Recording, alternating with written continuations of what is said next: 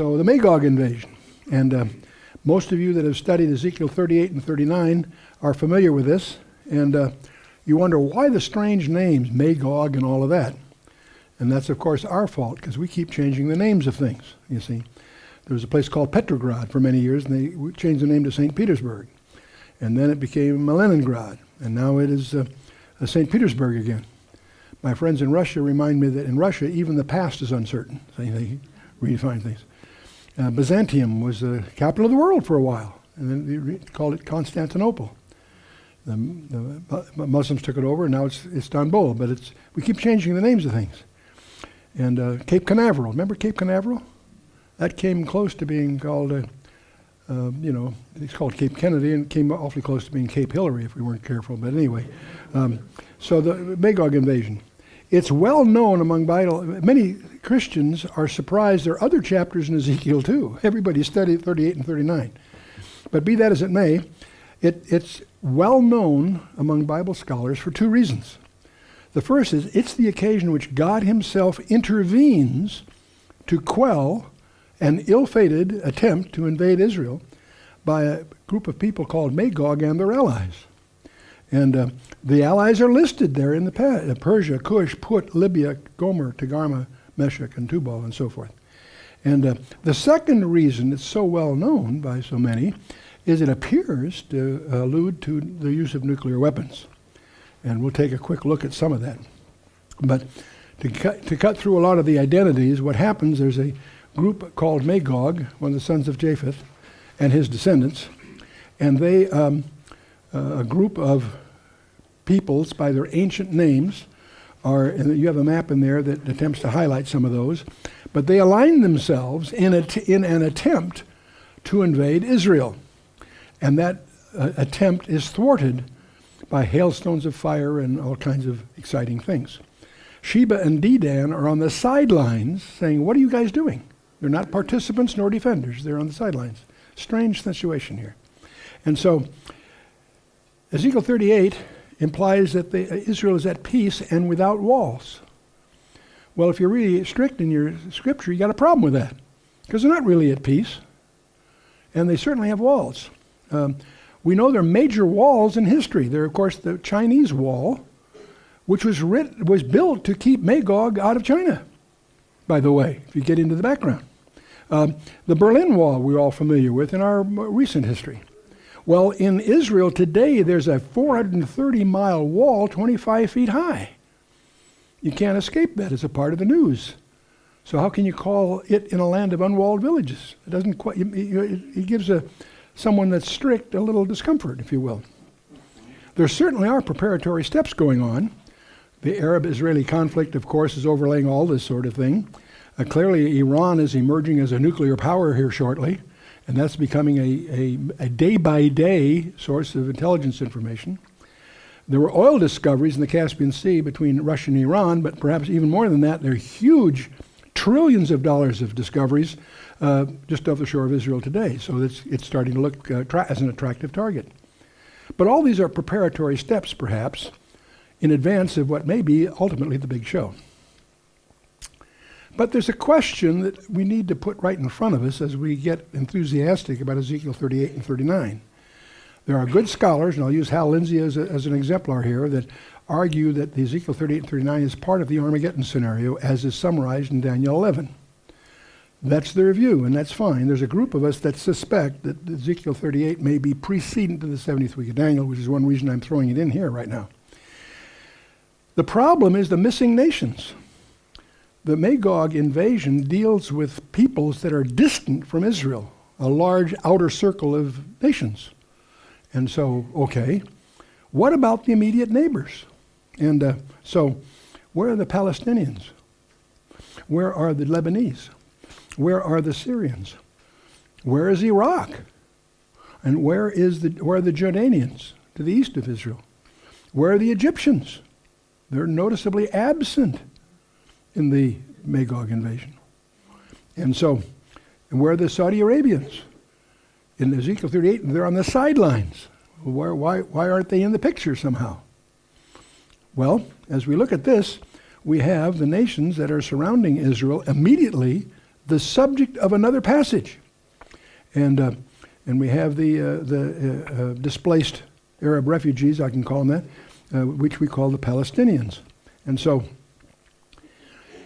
there's another subtlety I'll put in our thoughts in Ezekiel 37. You may, prior to Ezekiel 38 and 39, there's the famous dry bones vision, where Israel is regathered as a people. And it says, so I prophesied as he commanded me, and the breath came into them, and they lived, and they stood up on their feet, an exceedingly great army.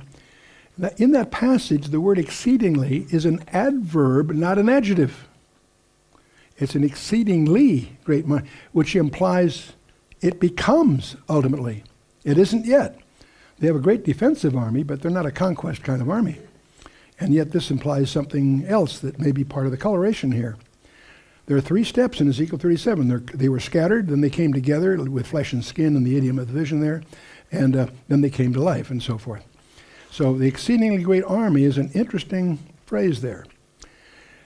And of course the proud, the elite of the services in Israel are the tank corps, by the way. But anyway, let's take a look at a psalm that is widely overlooked among students of prophecy. It's coming more in the fore in the recent last couple of years, and that's Psalm 83. So I want to pause and take a look at this a little more closely. And I suspect that this is a scenario that's more immediate on our horizon and may be an essential prelude to Ezekiel 38 and 39. So let's take a look at it. And so it's the last of the Asaph Psalms. The psalmist says, keep not thou silence, O God, hold not thy peace, and be not still, O God. So it's a call to God for action, if you will. And the psalmist says, for lo, thine enemies make a tumult.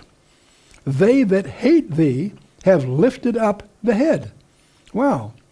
And so this is the last of the Asaph Psalms, and it's a puzzling one. It has a number of phrases in it that raise some issues. Whoever these enemies are, the psalmist is calling God's attention to, is they've lifted up their head. What does that mean? Well, let's go on here. They have taken crafty counsel against thy people and consulted against thy hidden ones. Now, the lingering mystery behind this psalm that haunts me still is, who are these hidden ones? The psalmist is calling God's attention to the fact that the people of Israel are in jeopardy, and we'll get to that. But he also alludes this, and consulted against thy hidden ones. Who are, at this point, God's hidden ones? Wouldn't be the angels for a lot of reasons. Who would it be? One of my conjectures, the word hidden ones, by me, it means, the Hebrew word means the hidden treasured ones. They're a prize, if you will, sort of. And who are the hidden ones? My candidate possibility, maybe this is after the rapture, and these are the raptured saints that are absent from the earth at that time. If that's true, it has huge implications for us. But let's just table that for the moment and go on and see what the psalmist says here. They have said, come, let us cut them off from being a nation, that the name of Israel may be no more in remembrance. In other words, the enemies of God have aligned themselves, as it come, let us cut them off, that is Israel, from being a nation, that the name of Israel may be no more in remembrance. That's the plea of the enemies of God that's going on, that the psalmist is calling God's attention to this. For they have consulted together with one consent. They are confederate against thee, God. Get the picture here. The enemies of Israel have aligned themselves with one objective: to wipe Israel off the map. Not to take spoil. See, Ezekiel 38 and 39, they go to take the assembly against Israel in Ezekiel 38 is take spoil. Cattle and goods, gold and silver. They're going for spoil. Not here. They're going to wipe them out. You see the difference? Fundamental. The very commitment of Islam is to wipe Israel off the face of the map. That's exactly what the psalmist is calling God's attention to. Are you going to let that happen, is in effect what he's saying to God. And he goes on here. See, the primary basis of the confederation of these enemies of Israel is to wipe them off the map.